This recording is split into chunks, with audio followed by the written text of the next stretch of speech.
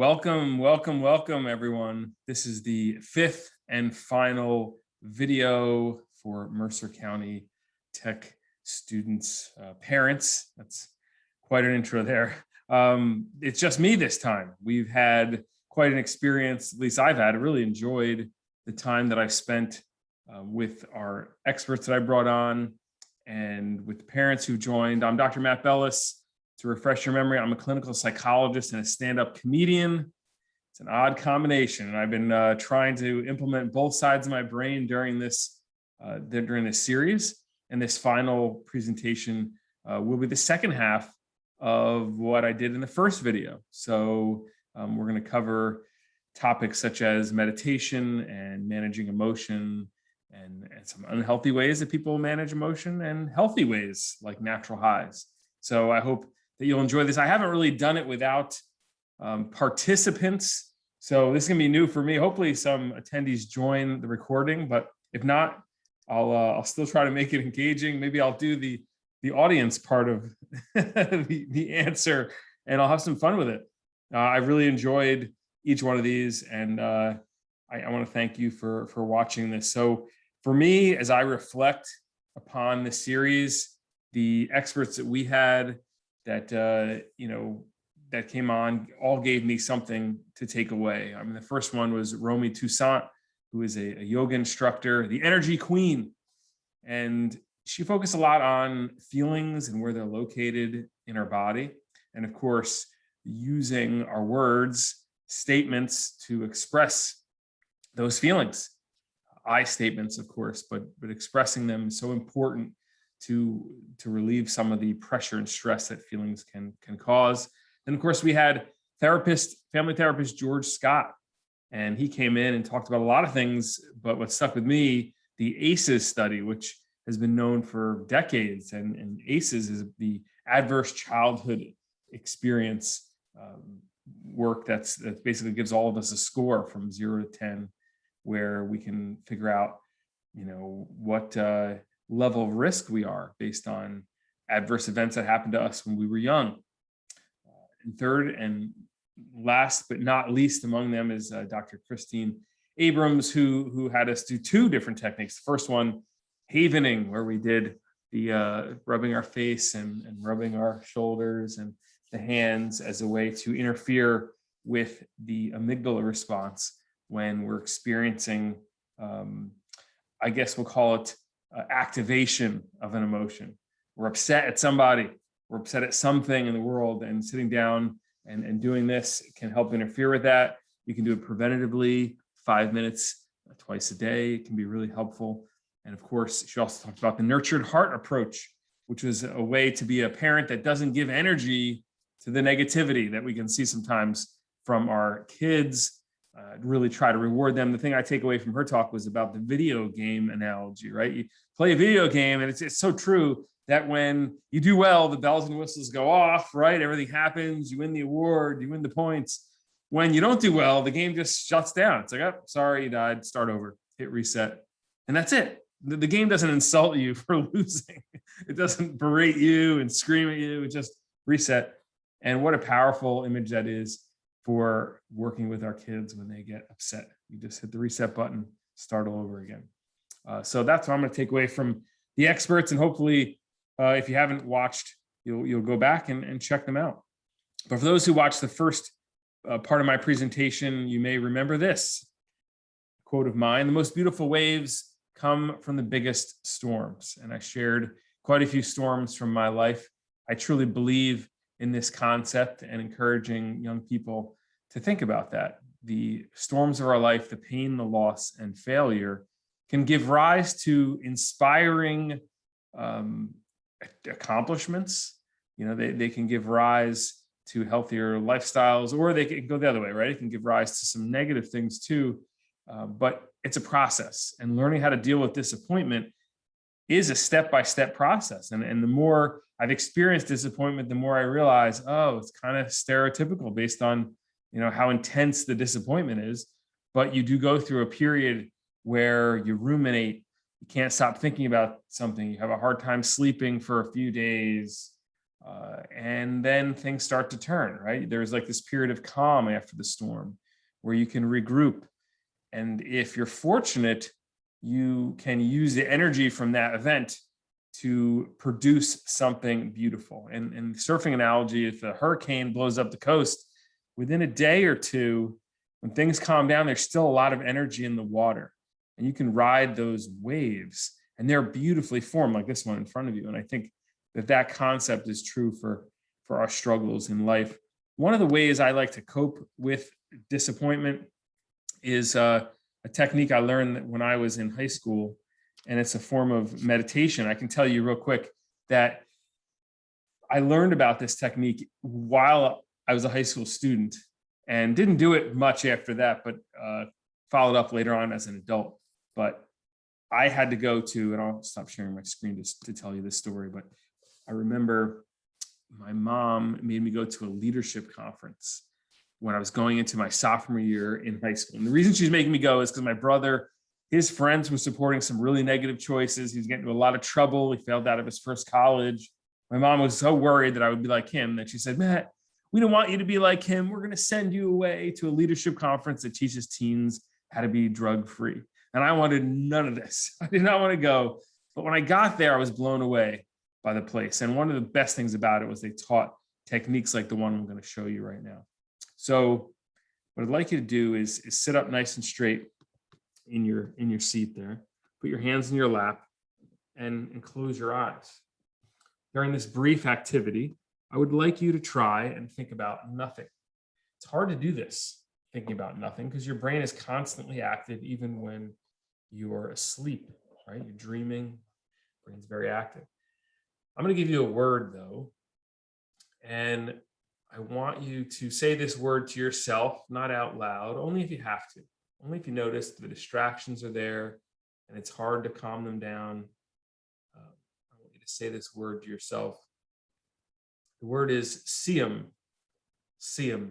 And it's a nonsense word. It doesn't mean anything, but it can be really powerful if you're distracted thinking about your to-do list or some noise that's happening around you.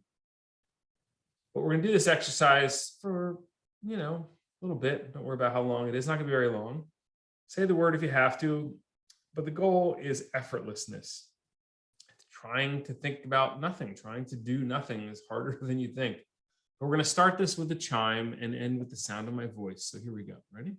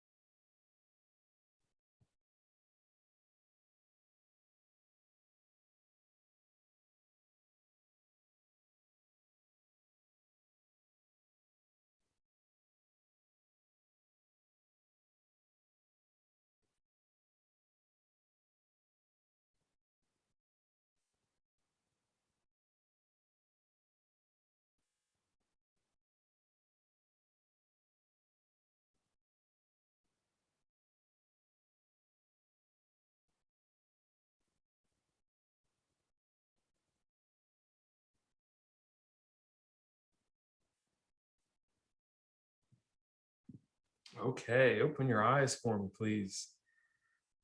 I I have to tell you, like my mind was flooded with all kinds of thoughts initially. Things like I get paid for this, or sit here in silence. These people wondering what's going on. Imagine we just tuned in now. Someone joined, which they didn't. No one joined us, but what a funny moment to join. But I will tell you the beauty of speaking virtually. This is the one area that I think it's best is is doing the meditation, because you never hear a peep. Like nobody makes noise at all. Typically in front of a school, there's all kinds of noises and laughing. Once I was in front of 3,000 people at the Baltimore Convention Center, total silence during the meditation until someone opened a can of soda. It was just, psh, and it just ruined the whole thing. People started laughing. But when I was doing it, what I noticed was my muscles, after about, I don't know, 10 seconds or so, you can feel them calm. My breathing slowed. There was just a calmness that came over me. And maybe we did that for a minute. It wasn't long, but I felt a difference. I really did. And when I came into this, it was like, oh, I'm going to do this alone and no one's watching. And next thing you know, I'm just feeling calm and kind of at peace. And doing it every day is like a gift to yourself. If you did this along with me, I want you to ask, did you use the word? Was it helpful or not? If you're really good at getting to that calm place, chances are you've meditated before, or you have a practice where you meditate every day. No one's born being good at this.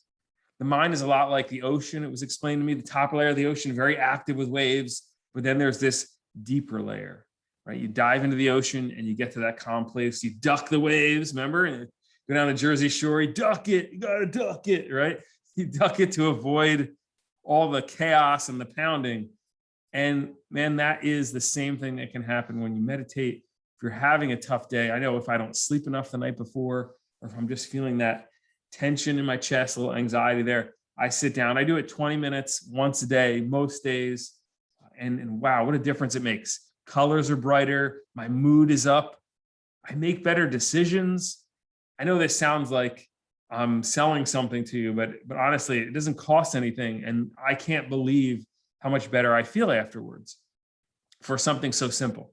When I first started doing it, it felt like torture. The first 2 weeks, I'm like, really? I'm going to sit down while I'm awake and close my eyes and do this? It was hard, really hard. Then my mind realized, oh, this is about rest.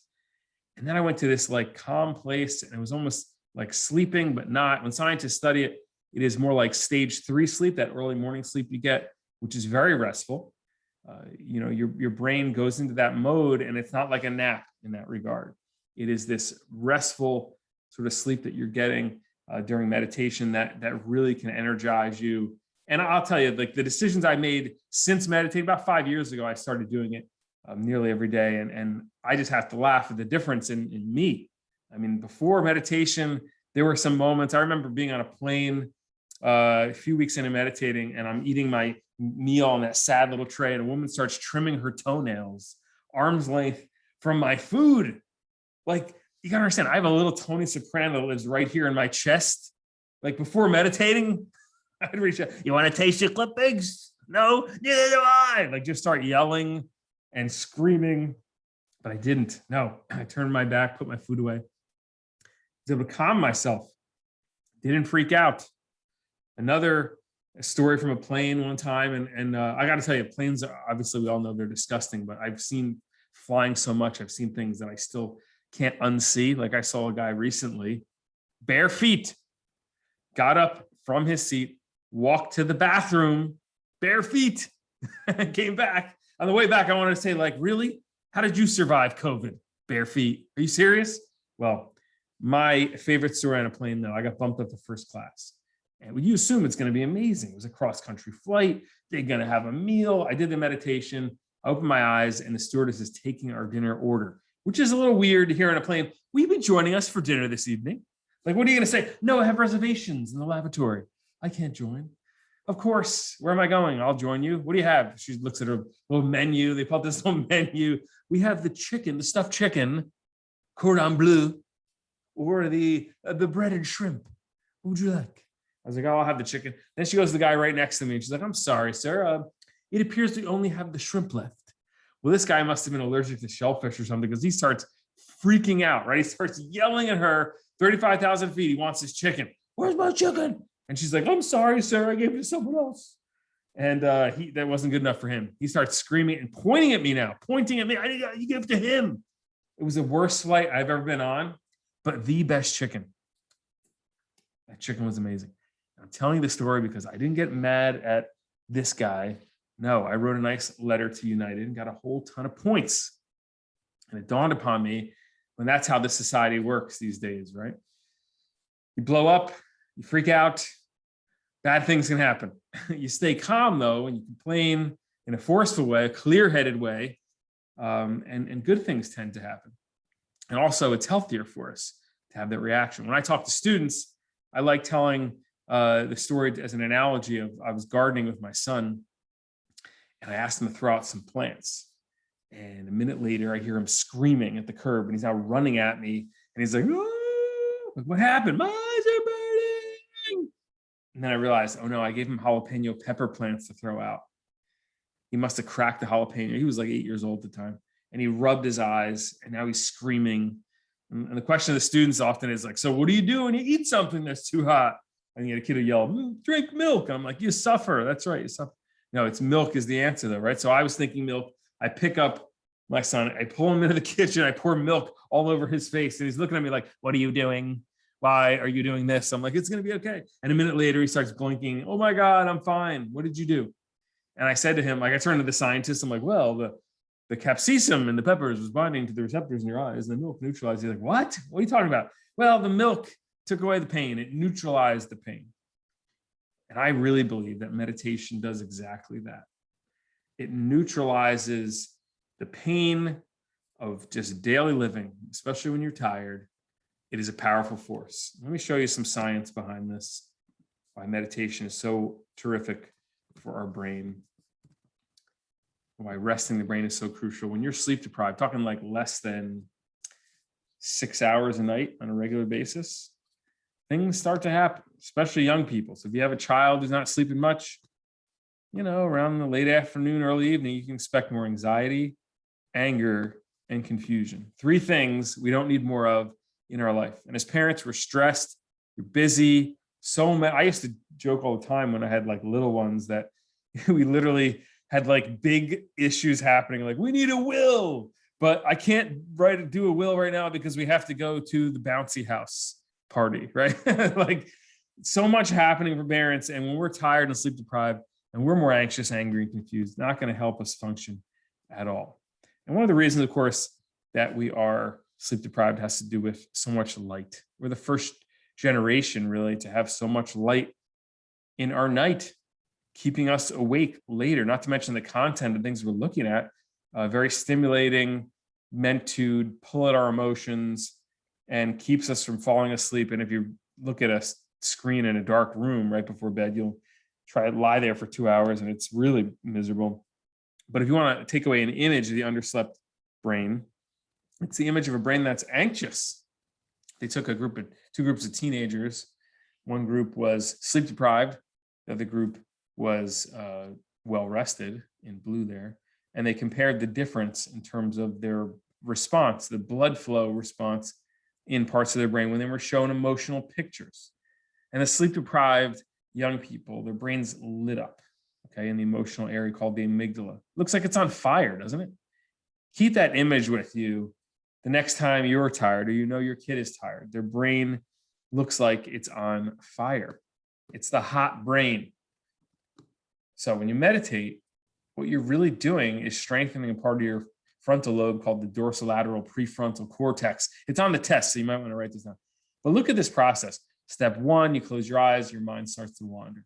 Step 2, you become aware that you're distracted. Step 3, of course, you reorient yourself using the word maybe. And then step 4, you can sustain your focus. And all that is frontal lobe control. And this is important because the stronger your frontal lobe can be, the better you're able to manage emotions. What happens when your frontal lobe is strong? Well, you're grittier. And this was a great study that took people who scored high on tests of grittiness and compared them resting. They put them in a functional MRI machine measuring blood flow in the brain at rest. And there was a huge difference between those who are gritty versus those who are not in terms of just resting frontal lobe activation. So strengthening that frontal lobe can be so important to being more resilient and being able to control your emotions. And there's data too on meditation and decision-making. This study was done on a test called the sunk cost bias test. It's basically you have a fake business. The business is losing money. Who's going to stop wasting money? Is it the meditators or the non-meditators? Well, the meditators stop wasting money faster. And finally, decrease cortisol levels. As you may know, cortisol is a stress hormone, gets released when you're sleep deprived to keep you awake.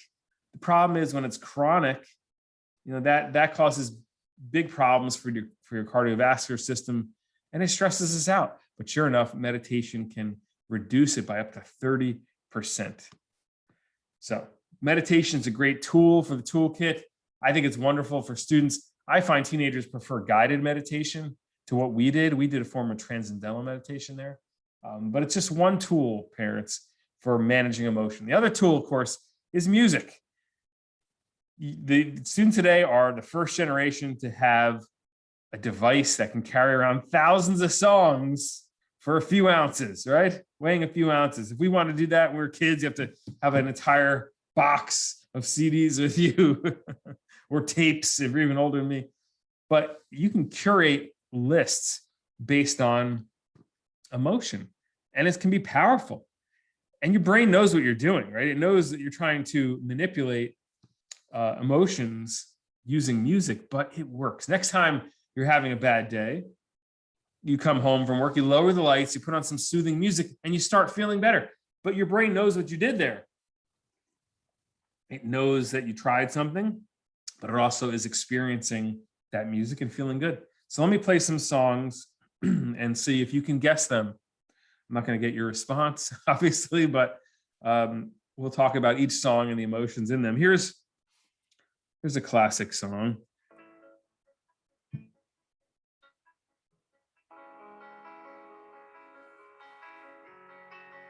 Let's see if you know it.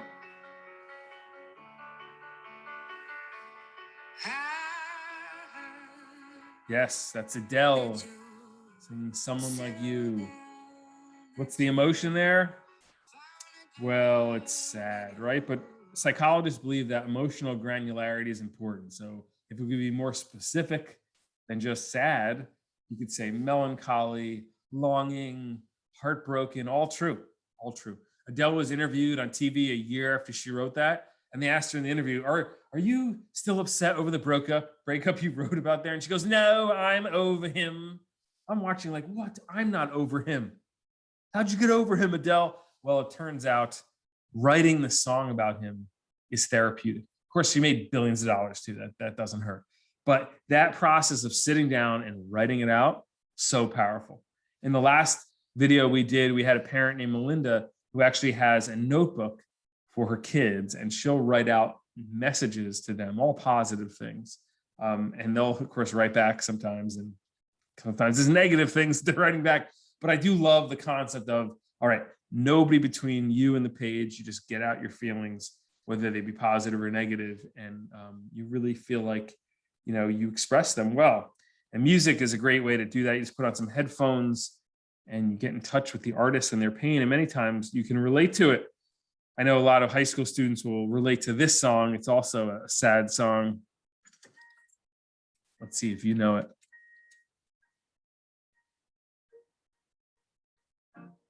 Got my driver's license last week, just like we always. It's Driver's License by Olivia Rodrigo. First time I heard this song, I was like, yeah, it's a little sad. And about a minute in, I'm like, ooh. It's so vivid with the language. It took me back to being 17 and driving alone through the suburbs. Do yourself a treat and play this song and just hear the pain in there. And you think to yourself, man, I didn't even realize young people could feel pain so vividly, but of course it makes sense. Their brains are actually more sensitive emotionally than adult brains. It's why we remember things from our teenage years so vividly compared to now. So yeah, they feel things a lot more deeply, but we don't give them credit sometimes for that. We forget about that. But there's more than just sad music out there. There's this kind of music.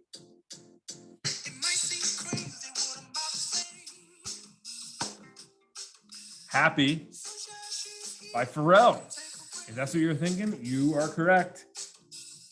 One time I played this in a college and a kid was like, that's Happy by Will Ferrell. I know this. I'm like, you actually don't know all of it. But happy music, even if you find it annoying, lifts your spirits, improves your mood. You feel better afterwards. Powerful, happy music. It is an incredible force. But then there's a category of music like this next song, which elicits a very specific emotion. My terrible impression of air guitar. It sings this one. That's right, AC/DC. Thunderstruck. And in 10 seconds, this song makes you want to get up and go for a run. You can be on the chess team coming out to this song. You're fired up. You're like, yeah, I'm going to take you tonight. Like you're just fired up. It's amazing that music can do that to us, just like motivate. The next time you have a big day coming and you're just not feeling it, you have something you have to get up for, put on music like this in the car on the way there, and you're suddenly got horse blinders on. You're focused. You're ready to act. Another great song that gets me motivated is this one. As a Yankees fan, I used to watch Mariano Rivera run out of the bullpen to Metallica's Enter Sandman.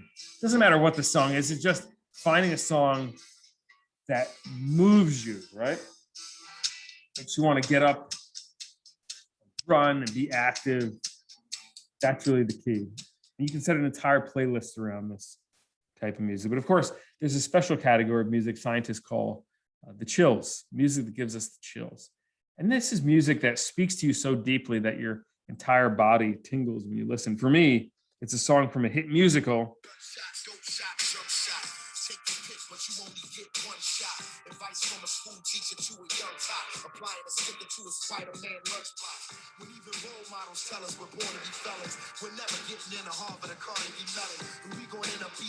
It is The Roots. The Roots singing My Shot. Of course, it was used in the musical Hamilton, and The Roots, the house band for The Tonight Show, overcame some incredible odds. When I listen to that song and I think, wait, when they're young, they're hearing role models told them they're born to be felons. They're not getting to Harvard or Carnegie Mellon. And you think to yourself, I didn't grow up like that. This is what I think. I didn't grow up like that. But if I did, and then I went on to become as successful as The Roots, I mean, that's powerful. It just makes my whole body tingle, gives me the chills, because it just speaks to that idea of determination and keep on pushing against all the odds sometimes. And it's such a powerful song. What's your song? What's the song that gives you the chills? And pull that one out when you need it most, right? When you're really feeling down and you need to connect with ideas that are bigger than yourself, you know, overcoming obstacles when the odds seem long. And I love hearing artists really lay it all out there like that. And the last song I'm going to play for you is my favorite hip hop song of all time, written by a famous white rapper, which narrows it to 3.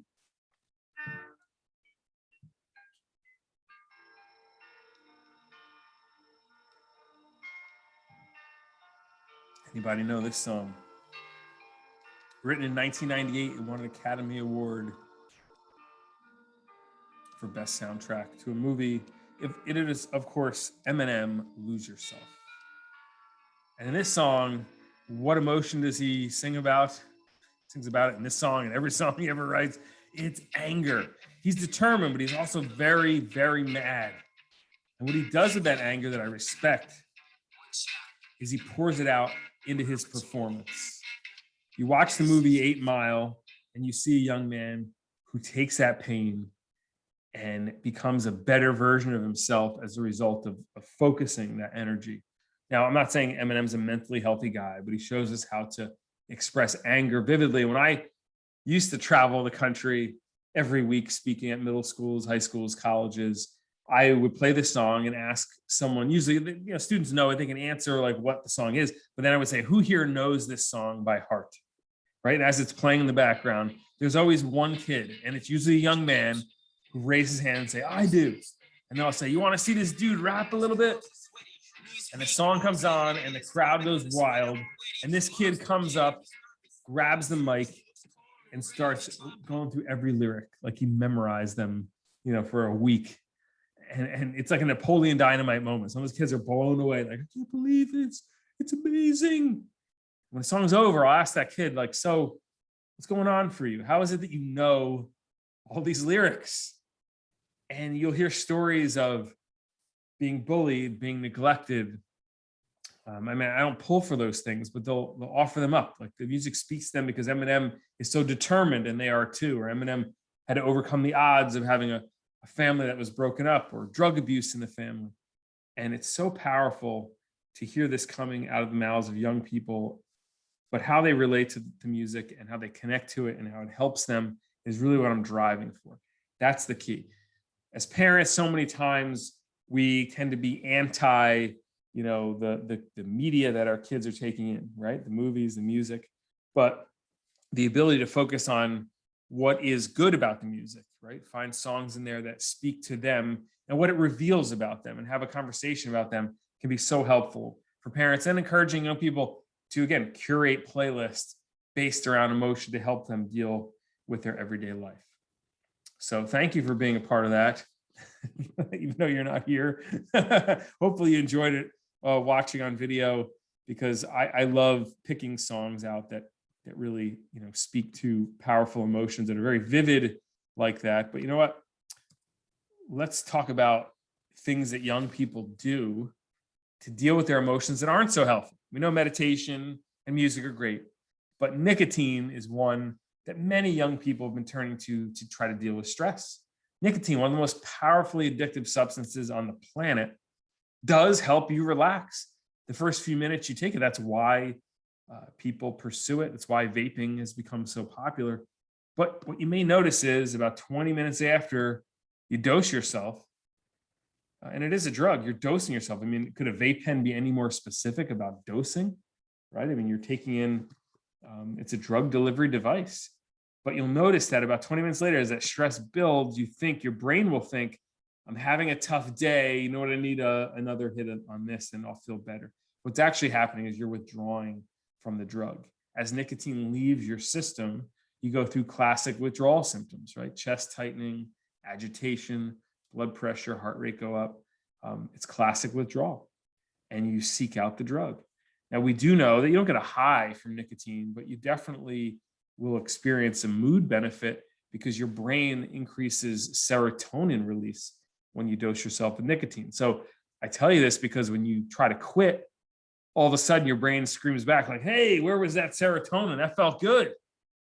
And you feel it, and you'll start seeking out the drug. We know that a teenager who uses every day, this is someone who's vaping every day, many times a day, they are just screaming out to you, hey, I've got something else bigger happening. In this case, much more likely to have a clinical diagnosis of depression.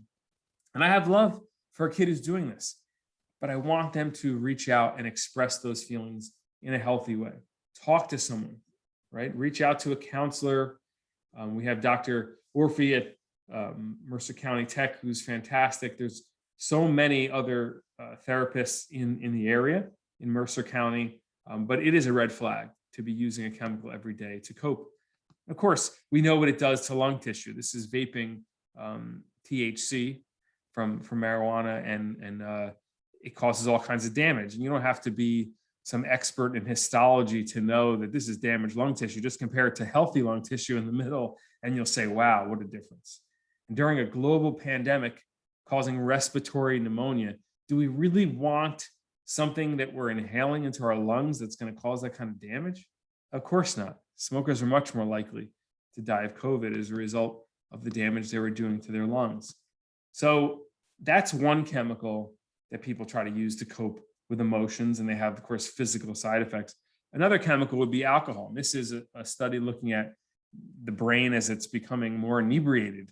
As you go from zero blood alcohol content all the way to legally drunk, what you see a difference is blood flow in the frontal lobe of the brain here during a decision-making test. And you watch it go down by about 50%. Now think about that. The brain doesn't fully develop until what age? 25. My wife says for men, it might be 45, and she's probably right. But specifically the frontal lobe, it's 22 for females, 25 for males. So if you're talking about a 15-year-old whose frontal lobe is about 10 years away from being fully developed, they pour alcohol on top of it, that you think the decisions they're making are going to get much better? Oh no, much worse. I was on a show called World's Dumbest for a few years, where they took videos of people, mostly drunk people, making horrible decisions. They were calling them criminals in many cases, but they were just out of their mind, making impulsive decisions because the frontal lobe wasn't working. Yes, it was very funny, but it's funny until it's not, right? It's funny until someone, hurts themselves, hurts somebody else. And we're living at a time where the consequences, of course, have never been greater for that type of behavior, especially when they they get you on video like that. I will tell you, there's a great video from Saturday Night Live, which really illustrates the difference between the sober brain and the drunk brain. I'm going to try to show this to you right now if I can. I'm going to stop it there. SNL, Girls Halloween. You get the idea. You get the idea. And I think it's a great tool to use to have a conversation with young people about how alcohol can interfere with that frontal lobe and lead to some terrible decisions, sometimes dangerous. And we know the earlier they start drinking, the greater the risk of having problems in their life. Nearly 50% if you start getting drunk, say once a month at age 14. When I say problems, as a parent, I think it's really helpful to focus on the word dependence, alcohol dependence. You're much more likely to be dependent on it in your lifetime. Now, the goal of being a teenager is to be independent. So here you have a chemical that can make you more dependent. And that's a great line to keep harping on for kids. They don't want to be dependent on something. They don't want something taking all their money, but we have evidence of it. And so remind them of that in a calm way. And I think you'll get a lot further in the conversation. Of course, if you wait till you're in your 20s and you owe it to your brain to wait that long, the risk of having problems goes way down to about 10%. Who's still at risk at the age of 21? People with a strong genetic predisposition for addiction. Talking like both sides of the family there. Of course, alcohol can be deadly, suppresses respiration, can kill you, but teenagers tend not to be thinking about that stuff. And you can't really blame them. That's just the developmental period that many of them, well, all of them are in, but many of them are taking that developmental period and using it to kind of blow off the more extreme consequences that can come. Now, the final chemical to mention is THC. And I say THC really, and not marijuana as is listed up there, because it can be found in so many different products, right? It doesn't have to be necessarily smoked in a joint as a dried leaf. It could be in dabs and waxes. It can be found in vapes as a liquid. But we do know that for teenagers, it's not a vitamin, right? It's not harmless as you hear so often. It definitely has an impact on the brain, specifically memory. So what you're looking at here is a study of teenagers who started using regularly, and they saw a significant decline in the volume of their hippocampus. When the hippocampus gets smaller, your memory capacity shrinks too. Now, the tough part here is we all know that person with photographic memory, right? If that person starts taking THC, do they really look that impaired? Well, no. But the kid who has average memory, like me, if I started using, I probably wouldn't have a PhD. Or my brother, who has a learning disability, he started using every day. He failed out of college. Definitely, someone like that needs to be aware of anything that impairs their memory. Of course, we know about the IQ study, famous study, lose up to 8 IQ points if you start smoking regularly early on in the teenage years. What this study also showed us was that if you waited until you were in your later 20s and 30s before you started, you didn't lose the IQ points. So there's like this critical window for IQ development. And if you're able to keep chemicals out of your brain up until that point, until your brain more fully matures, you're really doing yourself a service. And maybe the biggest headline that you just don't see enough of about THC is psychosis, mental health problems. As the concentration of THC gets above 10% and higher, much higher, we see an increase in the population of psychotic episodes. And what does that mean? That means you seeing something and hearing something is not there. You might have to get hospitalized. I can tell you, I had COVID in December and not a fun experience, but for 10 seconds, I had a hallucination. I'm lying in bed and I saw what looked like a blue toy ball on the ceiling, and then it came right in my face. Lasted 10 seconds. I'm still talking about it. That's how it freaked me out. Imagine having that for days, really unpleasant. It can lead lots of people to the emergency room, which is what this study was looking at. Is it medicine? And you'll get this all the time from teenagers. By the way, oftentimes a teenager who's going to argue, until they're blue in the face about why THC is the best thing in the world, they're waving that red flag right there, of course. But yeah, you have to be transparent with the research. The research shows that CBD and cannabinoids can help chronic pain patients, nausea patients getting chemo, MS patients. And I think it's wonderful that we have another compound that we can turn to help people with terminal illnesses. But if we believe the research that gave us this, and I do, we also have to believe the research that says, look, if you're a teenager who uses a lot, you're much more likely to have major depressive disorder. These were 7 studies, 7 of them that showed this. They also show that you're much more likely to think about and attempt suicide. That's heavy. It's heavy stuff. And so I read this research and I think to myself, all right, what's the alternative to using chemicals to try to cope with our emotions or to have fun or whatever? How about natural highs? How about activities that change our brain chemistry? They're good for us now and years to come. Here's some that I enjoy: biking, laughing, performing, surfing in the ocean, growing my own garden. I have a garden in the backyard. Oh, I can't tell you. I like to tear up over a good tomato, and they're coming out soon. Maybe in about a week or two, I'm going to have these little golden cherry tomatoes pop in my mouth. It's like it just blows my mind. It is a natural high for sure. Here's some others that I enjoy: hiking, sunsets, sports, friends, all of it. I will tell you, and this may surprise you to learn, I'm not a very good dancer, but dancing is a powerful natural high.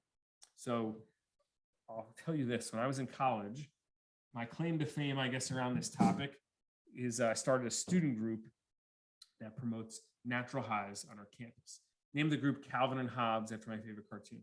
The group became so successful, the university gave us a house, a 23-bedroom house. I have a picture of it right here. That's how much I love this house. A 23-bedroom house. Moved in my senior year at Bucknell University and lived in the house. In this house, every semester we would have a dance party. Right? And at the end of every dance party, we'd put on the same song. It's by REM. It's an old song, and maybe you know it. Here it is. We play this song, and we'd start doing this mosh pit type dance for the entire duration of the song. And we'd scream the lyrics: "It's the end of the world as we know it, and I feel fine." Now, the dance could be going really well, or it could be the lamest dance ever, but we all knew that the last song was going to come and we're going to jump around to "It's the End of the World as we know it." And we'd bump into each other, we'd scream those lyrics, and when it was done, we'd collapse on the floor, laughing and sweating, and we'd feel great. Fast forward to about 2 years ago, I'm outside an outdoor concert in Princeton, Palmer Square. It's a dueling pianos concert, right? So they had 2 guys playing the piano, and the last song of the night came.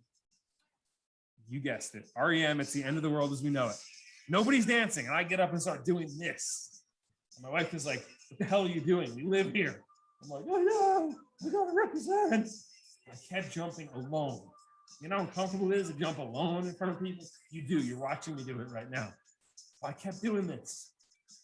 No one was jumping with me for about a minute until children saw what I was doing, came up to me and started jumping with me.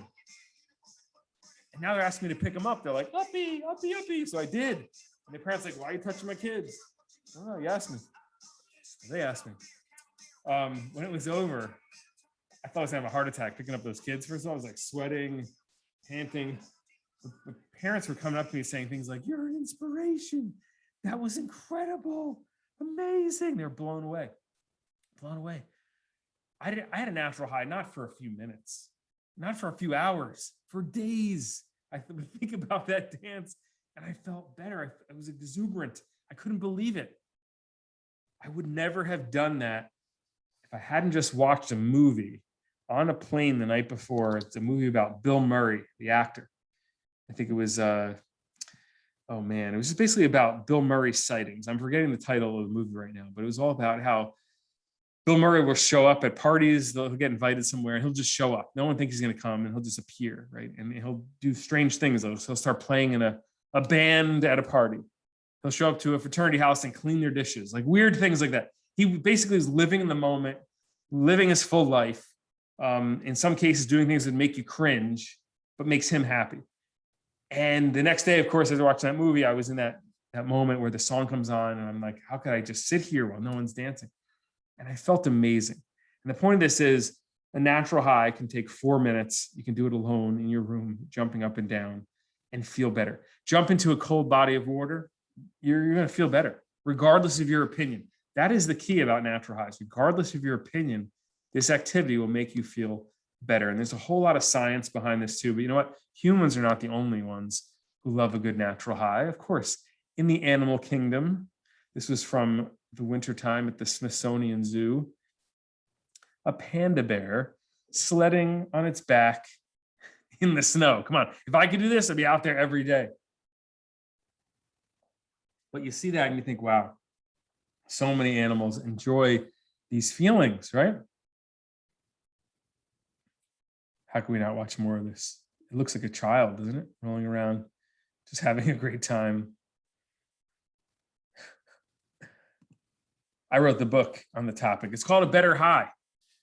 Each chapter in this book is about a natural high, and I compare it to the chemical high that people use to try to get a similar feeling.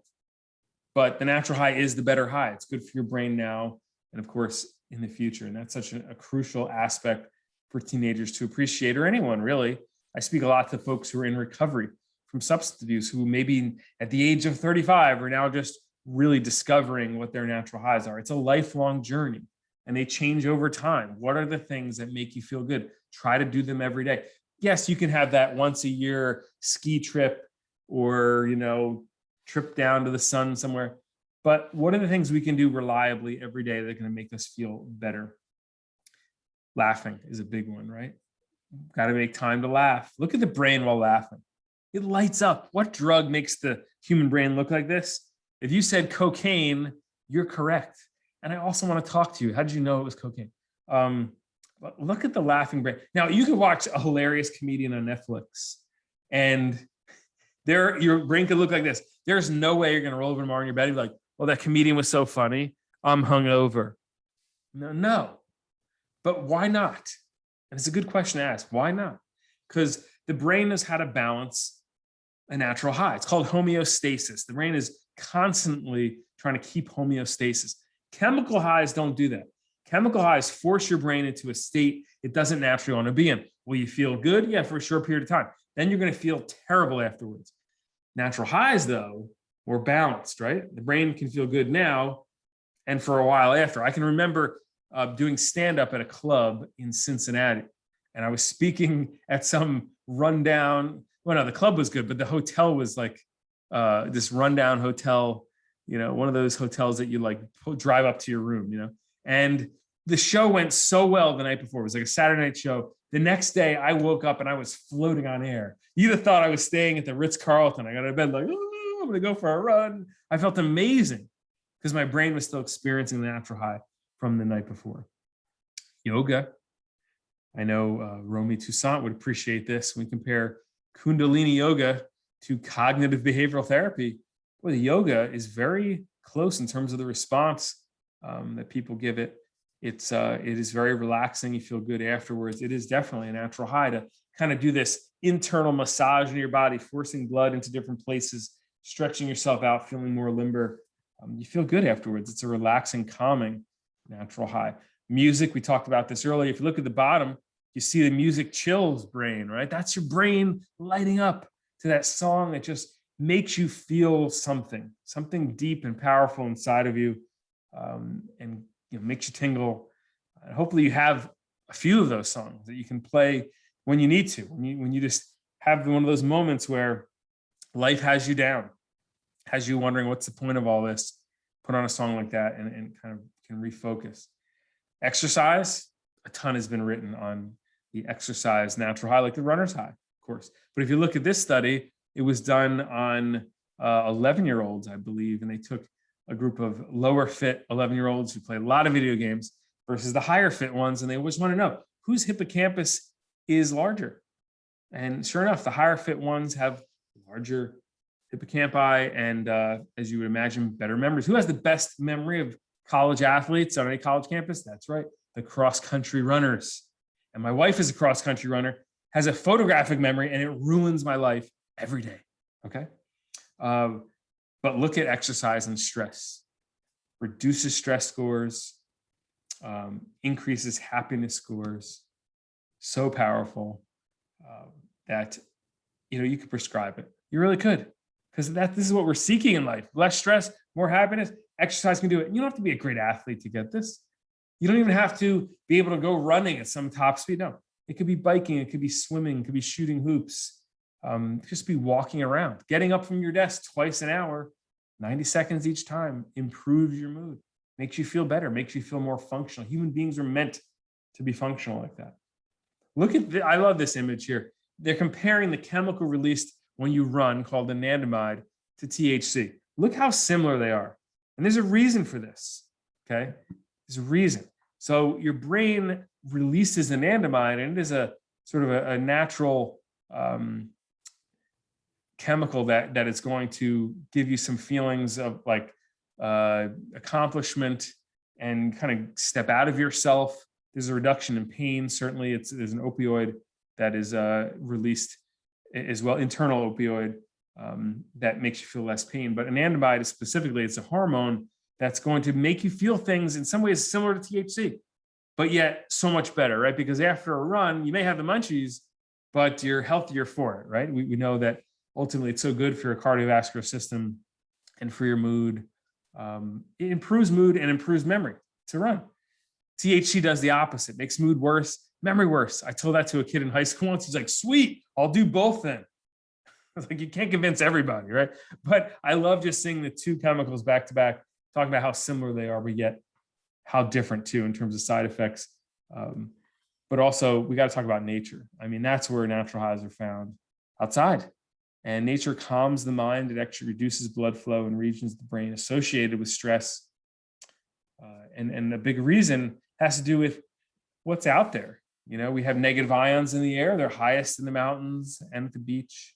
You have water sounds and bird sounds and wind sounds. All these things are very calming to our nervous system, right? You compare that to man-made sounds like leaf blowers and lawn mowers and cars. And I mean, it just stresses you. When I lived in New York City for 10 years, I love New York City. My favorite place though was always Central Park, because you could notice the difference in how your nervous system just would calm itself when you could get away from, you know, all the cacophony of man-made sounds. We know that nature, a walk in the woods for about an hour or more, reduces blood cortisol levels about as much as meditating. So if you only have a little bit of time, like an hour a day, you know, maybe one day you meditate. Maybe the next day say, hey, I need to be moving more. Let me get out on a hike. And you may see similar benefits with the two. So my recommendations, of course, in the morning, that's when you move for your mood, cardio health, walk, bike, run, garden, swim. That's if I can do all of them, well, it's a winner of a day for sure. Afternoon is when I meditate or nap. Don't do it more than 10 minutes. It could mess up your sleep at night. Or do something mindless, right? I love just having a catch, just being outside, you know, walking around in the garden in the afternoon too. It's just great. But in the evening is when I cook, eat nutritious food, be social, laugh. So if I can have 3 points throughout my day where I'm getting a natural high, I can look forward to those natural highs. It can get me through any day, even the toughest of days. And when I'm on the road traveling, you know, it's a little different, but I definitely try to incorporate activity at some point in the day. I incorporate a great meal if I can. I'll go out of my way to find a restaurant that's really good, something novel. And then the laughter piece, the work I do, I get to laugh. So I'm really fortunate with that. Here are my kids. They're my natural highs for sure. On the right is Sydney. On the left is my son. Now, when he was born, my wife gave me a natural high. She said, I want to name our son after your grandfather who died of cancer when you were young. I was like, whoa. I never asked her to do that. She's give me this gift. It like blew me away. I was like, oh, we're going to name our son after my grandfather.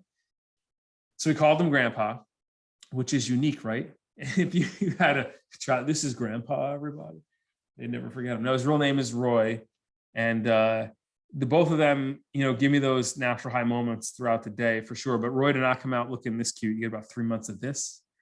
When he was born, the doctor's like, he looks just like you. I'm like, no, he looks like Gollum from Lord of the Rings.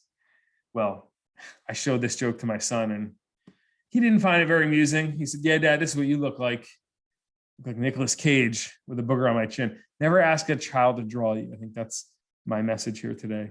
But that's how he sees me. He loves me though. He does love me. And I'll bring back this image too, which is sort of to wrap up. You know, the most beautiful waves, they come from the biggest storms. And I want all of us to remember that in our lives when we go through these events like a pandemic, and you get that feeling of there's no point to this. This is just painful and going nowhere. Just get through this. get through this period of time, sit with the emotions, don't run away from them. Yeah, it's awful and you'd rather it be gone, but at some point it's going to dissipate and there's going to be energy in the water to produce something beautiful. Now, for me, I did want to show you video from that day. That dance in Palmer Square. It actually happened. These are the kids that wanted to jump with me. It was such a crazy moment.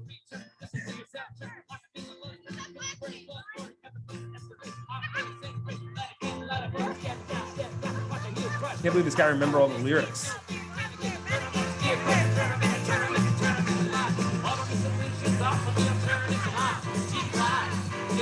And he says something funny at the end too. He almost have a heart attack.